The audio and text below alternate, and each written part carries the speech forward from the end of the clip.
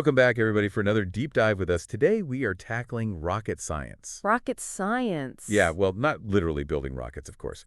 But we're going to be looking at how to think more like a rocket scientist, which, as it turns out, can be applied to pretty much any field. Oh, interesting. So, like problem solving and stuff. Exactly. We've got a stack of excerpts here from Ozan Veral's book, Think Like a Rocket Scientist, and it's packed with fascinating stories and research examples. Okay, so what kind of stuff can we expect? Well, most people think of rocket science as this is super exclusive thing for geniuses, right? Yeah, for sure. Way too complicated for me. Right. But the book actually argues that anyone can learn to think this way. There's this great line where Verrill says, lurking behind the elusive subject of rocket science are life-changing insights on creativity and critical thinking that anyone can acquire without a PhD in astrophysics. Without a PhD, huh? Maybe there's hope for me yet. Exactly. And you know what else is interesting? Ozan's own path to rocket science was kind of all over the place. He started out studying astronomy, then went to law school. Law school, wow, that's a pretty big change. Right. And then he ended up working on the Mars exploration rover's mission. So you're saying you don't have to have this, like, perfectly linear career path to do amazing things? That's one of the big takeaways for sure. It's about being adaptable, seizing opportunities, and yeah, maybe even a little bit of luck helps too. I like that. So where do we even start with thinking like a rocket scientist? Well, one of the core principles is actually embracing uncertainty. Embracing uncertainty. Isn't that kind of the opposite of what we're usually taught? Right, like we should always have a plan and know exactly what's going to happen. But in rocket science, and really in life, things rarely go according to plan. True, true. I guess you have to be able to roll with the punches. Exactly. A great example from the book is John F. Kennedy's goal of putting a man on the moon within a decade. Oh, yeah, that was like a huge deal at the time. Right. And at the time they announced it, they didn't even have the technology to do it. They didn't even have the right materials to build the rocket. So they were just like winging it. It's kind of crazy. In a way, yeah. But that's what embracing uncertainty is all about. It's about being willing to take on seemingly impossible challenges and figuring it out as you go along. I guess what? It worked. Wow, that's pretty inspiring. Right. And there's another example from the book about the Mars rovers. They landed on sites that turned out to be completely different than what scientists had expected. Oh, wow. So what did they do? They had to adapt. They had to adjust their plans and figure out how to make the best of the situation. And, that's a crucial skill, not just in rocket science, but in any field. Being flexible, for sure. Absolutely. So how do rocket scientists actually manage all this uncertainty and solve problems when so much is unknown? Well, that's where first principles thinking comes in. First principles thinking. What's that? Basically, it's about breaking down complex problems into their fundamental components and building solutions from there. You question every assumption and start from scratch. So like thinking outside the box. Exactly. A great example is Elon Musk and SpaceX. He wanted to make space travel more affordable, but rockets were ridiculously expensive. Yeah, I can imagine. So instead of giving up, he used first principles thinking and asked, what's a rocket actually made of? And can I get those materials cheaper? And it turned out the raw materials were way cheaper than buying a pre-built rocket. Really? So he, like, built his own rockets? From scratch? Well, not quite from scratch, but he did start sourcing parts from unconventional places like eBay to cut costs. There's even a story about how he used bathroom stall latches for spacecraft hatches. You're kidding. Bathroom stall latches? That's wild. It is.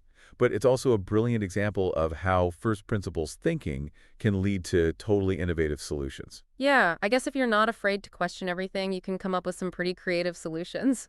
That's the key. Now, another tool in the rocket scientist's arsenal is thought experiments. Thought experiments? Basically, you run simulations in your mind. You ask what-if questions and explore different possibilities. Like a mental dress rehearsal. Kind of.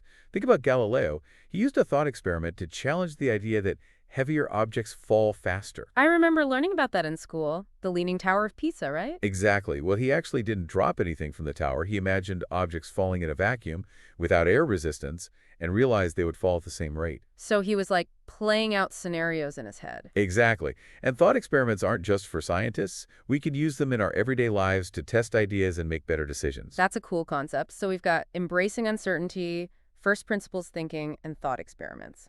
What else is in the rocket scientist's toolkit? Well, you can't talk about rocket science without talking about testing, right? Right. I mean, you don't want to just launch a rocket and hope for the best. Definitely not. Rocket scientists are all about the test as you fly principle. They test systems and procedures under the most extreme conditions. Like how? Well, NASA, for example, puts astronauts through all kinds of crazy simulations. They experience extreme G-forces, practice emergency procedures. They even deal with the psychological stress of isolation and confinement. Wow, so they basically throw everything they can think of at them. Pretty much. They want to make sure they can handle anything that comes their way. I guess that makes sense when you're dealing with something as risky as space travel, but how does that translate to, everyday life? It's about being prepared, right? Testing our ideas, getting feedback, and making sure we're ready for whatever challenges come our way. Okay, I can see that. So we're starting to see how these principles, while they come from rocket science, can actually be applied to a lot of different things. Exactly. And one of the most fascinating concepts in the book is moonshot thinking. Moonshot thinking. Yeah, it's about setting goals that seem almost impossible at first glance. Like putting a man on the moon. Exactly. Or like Project Loon, which was Google's idea to use giant balloons to provide internet access to remote areas. Balloons? Really? Yeah. It sounds crazy, but they actually made it work, at least for a while. Wow, that's pretty amazing. Right. And it's a reminder that we shouldn't limit ourselves. We should dream big and then figure out how to make it happen. So embracing uncertainty, first principles thinking, thought experiments, rigorous testing, and moonshot thinking. That's a lot to take in. It is. But the key takeaway here is that thinking like a rocket scientist is really about pushing boundaries and being willing to challenge conventional wisdom. When we talk about pushing boundaries and challenging conventional wisdom, it really highlights the importance of recognizing and challenging assumptions. Assumptions. Like, what do you mean? Well, we often think we know things, right? But there's actually a lot we don't know. There are these unknown unknowns, as Donald Rumsfeld once put it. Yeah, that quote was a bit of a head-scratcher. It was, but he had a point. We often fill in the gaps in our knowledge with assumptions, with biases, without even realizing it. So we need to question what we think we know. Exactly. Think about the discovery of Uranus. Uranus, the planet. Yeah. When astronomer William Herschel first observed it, he thought it was a comet. Oh, really? But it didn't behave like a comet at all. It had no tail, and it wasn't following a comet's orbit, so he investigated further. Good thing he did. Right. And that's how he realized he discovered a whole new planet. It totally changed how people understood the solar system. Wow, that's a great example of how questioning assumptions can lead to these big breakthroughs. It is. And, even Einstein did this with his theory of general relativity. Einstein? Yeah, for centuries, everyone accepted Newton's laws of gravity. But there were some inconsistencies that just couldn't be explained. So Einstein questioned the accepted model, dug deeper, and came up with general relativity. That's pretty amazing. I mean, to challenge something that fundamental. It takes depths, and sometimes that means questioning our own beliefs, too, which can be even harder. Oh, I know what you mean, like the whole Pluto debate. Exactly. People got really attached to Pluto being a planet, but it forced everyone to step back and ask what actually defines a planet, and in the end, Pluto got reclassified. Yeah, I remember that. So even in science, our understanding of things can change, huh? It has to. We need to be open to new information.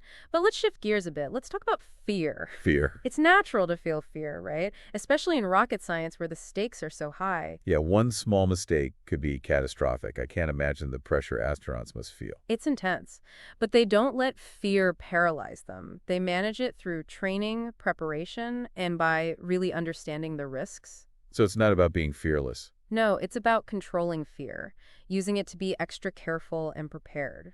Remember John Glenn? The first American to orbit the Earth. Yeah. Back then, they knew so little about spaceflight. Like, would weightlessness affect his vision? Seriously. Yeah, they made him read an eye chart every 20 minutes just in case. Wow. They were really going into the unknown. They were, and that brings us to two important principles: redundancy and margins of safety. These are all about minimizing risks. Okay, tell me more about those. Redundancy means having backup systems. If one fails, another one takes over, like having a spare tire in your car. Makes sense. So you're not stranded if you get a flat. Exactly. In rocket science, redundancy is crucial because even a tiny malfunction could be disastrous. That's why spacecraft have multiple backup systems. So they're always prepared for the worst case. What about margins of safety? Margins of safety are about building in extra strength, more than you think you'll need. Think of a bridge. It's designed to hold a certain weight, but they always build it stronger just in case. Like a buffer for the unexpected. Exactly. And that goes for anything where safety and reliability are important. It's about thinking ahead, anticipating problems, and preventing them from turning into disasters. It sounds a lot like the first principles thinking we were talking about earlier, like going back to basics and building a strong foundation. Exactly. First principles thinking applies to every step. And speaking of thinking differently, remember we talked about questioning assumptions. Sometimes those assumptions come from our own biases, our own experiences. That's where combinatory play comes in. Combinatory play, like with toys. Well, Kind of, but with ideas. It's about taking ideas from different fields, mixing them up, and seeing what happens. Like a mashup of ideas? Yeah, think of Google. They took this idea from academia, how often papers are cited, and used it to rank websites. Oh, that's pretty clever. Right. Or Steve Jobs. He was inspired by calligraphy and used that to create fonts for computers. Brought art into technology. I never thought about it that way. It shows that inspiration can come from anywhere. And sometimes the best solutions come from questioning the status quo, thinking beyond what seems possible. That's where thought experiments can be so powerful. Yeah, we talked about those earlier, but I'd love to hear more about how they can lead to these breakthroughs. Think about Project Loon again. Using balloons for internet access. That started as a thought experiment, a what if that seemed crazy at first, but they explored it and made it work. So we shouldn't be afraid to ask those crazy what-if questions. Absolutely not. Or GPS. Someone asked, what if we could use satellites to figure out our location on Earth? And that question changed navigations forever. Wow, big ideas can come from those impossible questions. They can, and once you've explored those ideas, you have to test them. That's another big part of the rocket scientist mindset. Testing, testing, testing. Exactly. And NASA takes testing to a whole new level. They put astronauts through these intense simulations to get them ready for spaceflight. Those must be incredibly challenging. They are extreme G-forces, emergency procedures, the stress of isolation. It pushes them to their limits.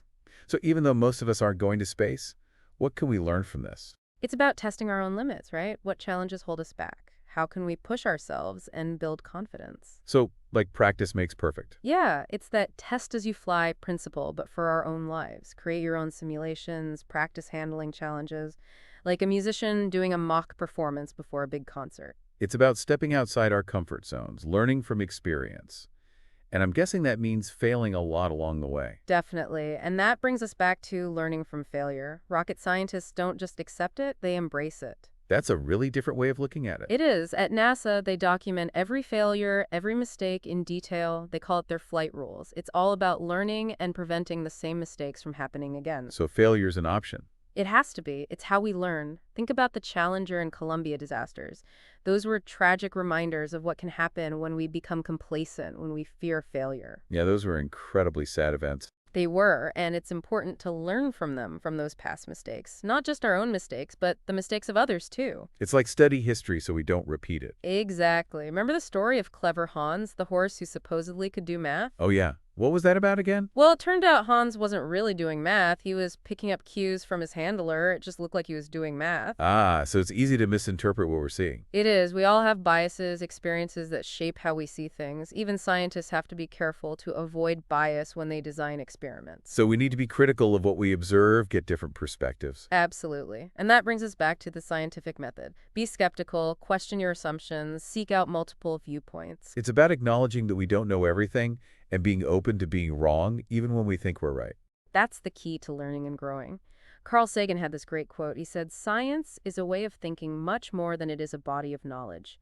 It's about being curious, challenging assumptions, testing, learning from every experience." It's not about having all the answers, but knowing how to find them. Exactly. And that's what allows us to push boundaries, achieve the impossible, whether it's launching a rocket or tackling a challenge in our own lives. It's fascinating how these principles from rocket science can apply to all sorts of things. Like, you wouldn't think they'd have much to do with the newspaper industry, right? Newspapers? Really? Yeah. Back in the day, there was this guy, George Gallup, who kind of revolutionized how newspapers understood their readers. How do you do that? Well, back then, newspapers used surveys and things to figure out what readers were interested in. Makes sense. But Gallup thought people weren't always honest in those surveys about their reading habits. I could see that. Like saying you read the whole front page when you really just skimmed the headlines.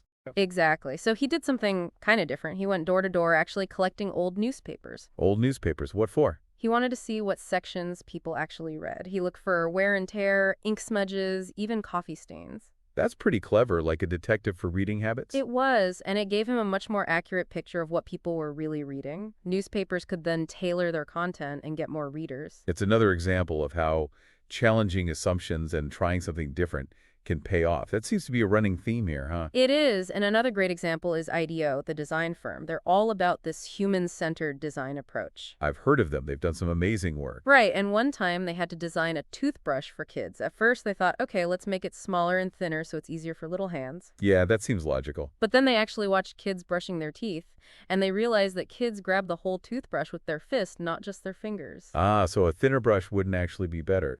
Nope, they ended up designing a bigger, fatter toothbrush that was easier for kids to hold and use. So the opposite of what they initially thought. It shows how important it is to actually observe and question those assumptions. It's about really understanding the user's needs, not just relying on your own ideas.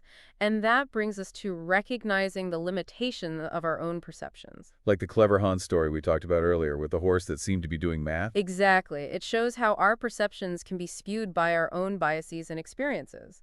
Even scientists have to be careful not to let their biases affect their experiments. We need to be critical of our own observations, get different viewpoints to see the whole picture. Exactly. And this all ties into the scientific method. Be skeptical, question everything, look for different perspectives. And be open to being wrong. Which is tough sometimes, but it's essential for learning and growth. Like Carl Sagan said, science is a way of thinking much more than it is a body of knowledge. It's about how we approach problems, not just what we know. And speaking of new approaches, there's this final concept from rocket science that I find really powerful, the idea of the new world. The new world. Yeah, it's a metaphor for venturing into the unknown, exploring new territory, discovering something remarkable. It's about pushing beyond the familiar, like those early explorers setting sail across the Atlantic. Exactly. They had no idea what they'd find, but they were driven by this thirst for discovery, this belief in a better future. It must have taken incredible courage to do something like that. It did, and that same spirit drives rocket scientists today. They're pushing the boundaries of what we know, exploring space, searching for answers to these fundamental questions about the universe. It's inspiring to think about all that's still out there to discover. It is. So as we wrap up this deep dive, I hope you'll think about how to apply these principles in your own life. I know I will. This has been eye-opening. It has. Remember to challenge your assumptions, test your ideas, embrace failure as a learning opportunity, and never stop exploring. Who knows, you might just find your own new world out there, waiting to be discovered. This has been the Deep Dive. Keep diving deep and exploring the world with curiosity and that rocket scientist mindset.